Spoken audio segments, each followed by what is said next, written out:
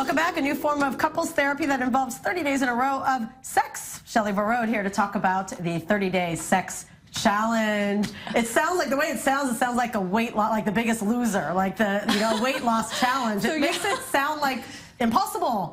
I agree that it's impossible. Also, it's not really a therapeutic sex therapy thing. It's a couple named Try Anything 3 times on Reddit, the website. It's kind of like a site where you post something really interesting, and when everybody likes it, it goes up, and then it stays there longer. So they posted a 30-day sex challenge for themselves, which I thought is great. I'm not saying it's great because I believe we can actually have sex every day. I think it's not so reasonable when you have kids, especially once you're in the long-term relationship. Maybe, you could go out and have sex with someone 30 days in a row. But yeah. Exactly. But these 30 days, if we take their idea, which I'm going to explain exactly what it is, if there is people out there who want to try, then I think it's great. But I would explain why I think it's so valuable. What they bring up is a very important topic. But first, let's explain how it goes. So the 30 days challenge means every day we do some different activity relates to our sex life. So we cannot repeat the same thing, right? So they went So you only do whipped cream once, chocolate once. Right. But they went foot massage. And they saved us a lot of energy by going out there. They went to friends, they went to the internet, and they got a list of 30 different things you can do which will spice your sex life, and I think this list is great. It's not too complicated. The other thing they said, if you have days that women are on their days, or women are on a business trip, you can take a pause, which is really cute. But then you have to make up for the other days, and right? you can say, I'm not gonna, you have to make up. And you can say, I'm not interested in doing that, but you have to find a replacement. So you can say, I think no to 2 items. So you have like on the two, list. yeah, you have 2 like personal days. You have the flexibility. What is the goal and the purpose of this challenge? So I think it's to revive their sex life.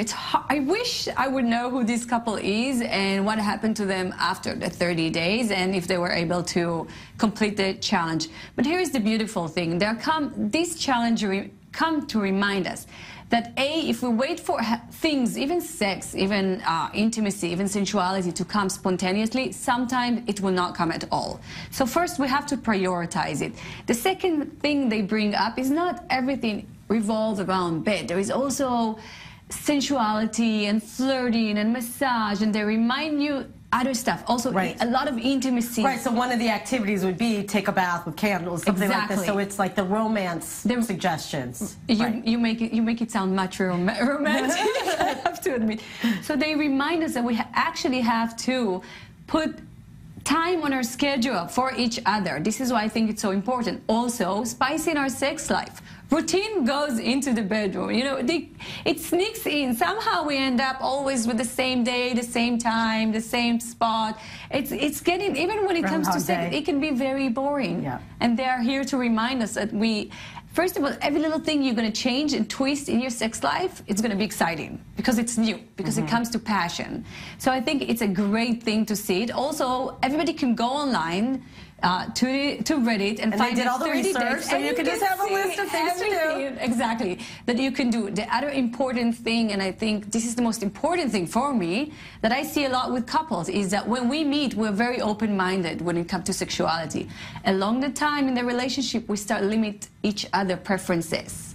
And we kind of telling each other, oh, you're not going to do this because I don't like it. And there is no freedom for our sexuality. There is no place. So we suppress a lot of stuff that we would really like to try or bring up. And I think this is the place to renegotiate and be monogamous. So it's really interesting. I mean, it sounds like something that you could incorporate into your work. I mean, it sounds like you... This is where it's good for the therapy. It's a good cheat. You got a cheat sheet academic curriculum with this. I mean, it's very, very interesting. And I think, you could incorporate this into the show you're doing, maybe. Yeah, I agree.